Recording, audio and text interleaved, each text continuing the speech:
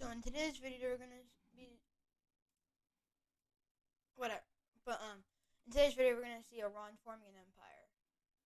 So looking around Iran, we have Turkey, strong country,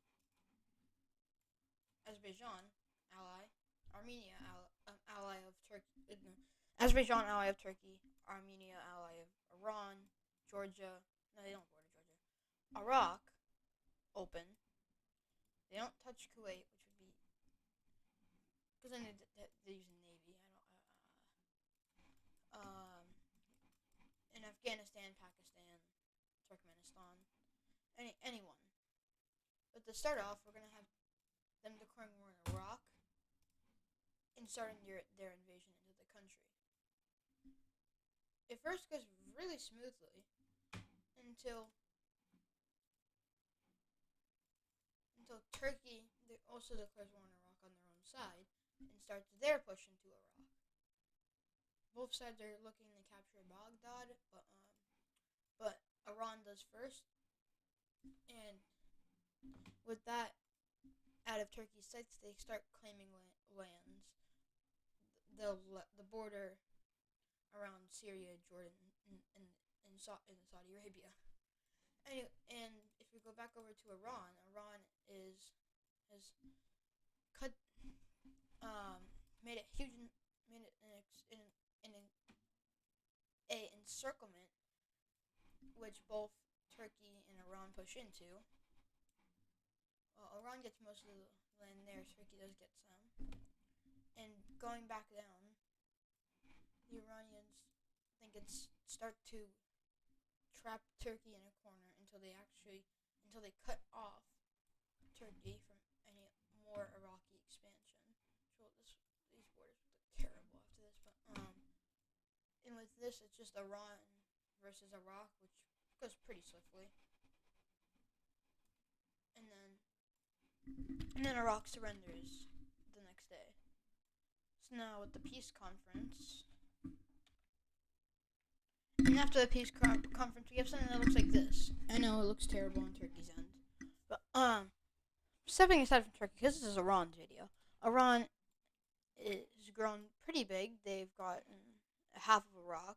You can see they partitioned it down the middle.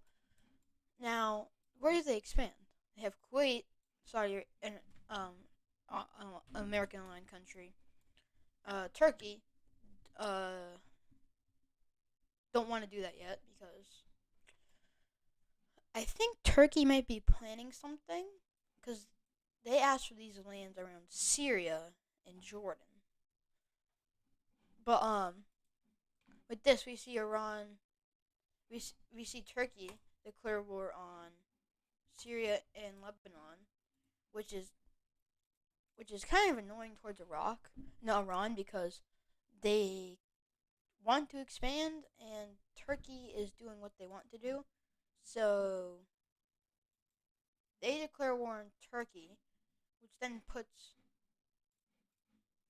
Syria and Lebanon on Iran's side because common aggressor. And then we have Turkey continuing their invasion of Syria. Wow. Turkey was not expecting this, and Turkey gets cut off from their Iraqi lands, and eventually all this Iraqi land capitulates, and Turkish troops continue their push into Syria. Nope. Continue their push into Syria. Since Syria is in a brutal civil war right now, we have pockets popping up, which Turkey connects to. But Iranian troops managed to cut off a bunch of Turks with the rebels and obliterate them, opening up a new front, which they then push into. This means all Turkish troops are either surrender or die, and Turkey is now on the defense. With this, we have Azerbaijan joining in defense of their ally, which really does not go good for them. Where Baku is captured and Azerbaijan just falls right away. no other country dare join. This huge encirclement from the Iranians who snake up the coast and capture all of it. And then right whoops. And Turkey signs for peace. Peace conference time. So the peace treaty is as shown. Syria gets a little bit of southern Turkey. As you can see, I think their original border was something like this. I'm not sure, but I know Turkey had like this little thing, and it was like that, yeah. But now all this is Syrian. Lebanon gets nothing but reparations. Iran gets all of Turkish Iraq, and the most disputed part of this peace treaty was Azerbaijan getting completely next, because that's a Turkish ally. And since they're completely occupied, they have rights to do so, and now Azerbaijan is now Iranian Azerbaijan, and Turkey has nothing to do about it. So now they set their eyes east, and think about invading Turkestan, which they do. And as soon as war is declared, the Iranian army starts pushing into the sides of Turkestan until Turkestan Turkestan is a peace-loving country, but when they're dragged into war like this, I don't think anything's gonna be. I think they're peace-loving. I know they're like really neutral. Anyways, the sea is long gone. Even though Turkestani army gets to push back a little bit, it's not much, as they seize the opportunity to create an encirclement of the Turkmenistani troops pushing through, and eventually Turkestan surrenders. And with this, we have Turkestan getting completely integrated into the Iranian Empire. And now they have nowhere to go, because Syria ally, Jordan Arabian ally, Saudi Arabia, big coalition. Nothing really else to go. They do have Armenia, which willingly joins the empire, so they're really close allies in real life. So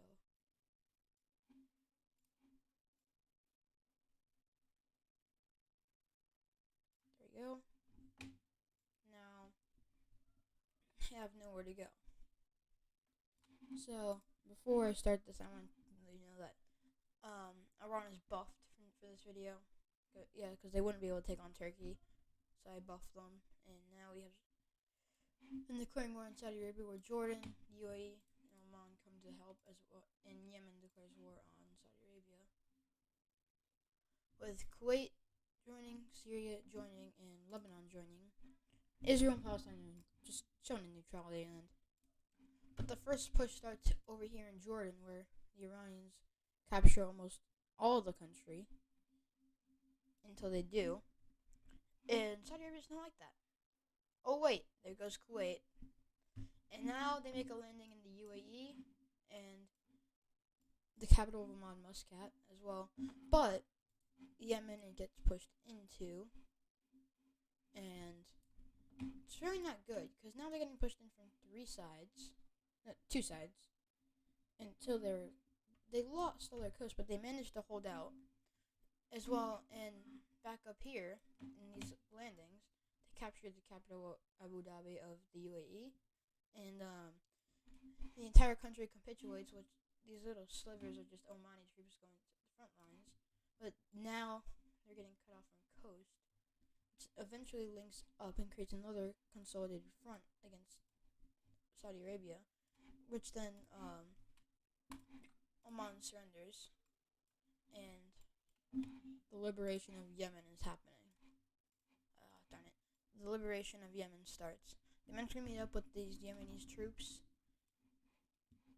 and manage to cut off all these southern parts, the southern part of the Saudi Arabian army, and the Iranian navy is on the side, is on the coast, so they have nowhere to flee to, so they escape or die. They surrender or die, and then Yemen is completely restored. Yeah, and now Saudi Arabia's got two fronts to worry about. Well, the Iranians pushing from the south.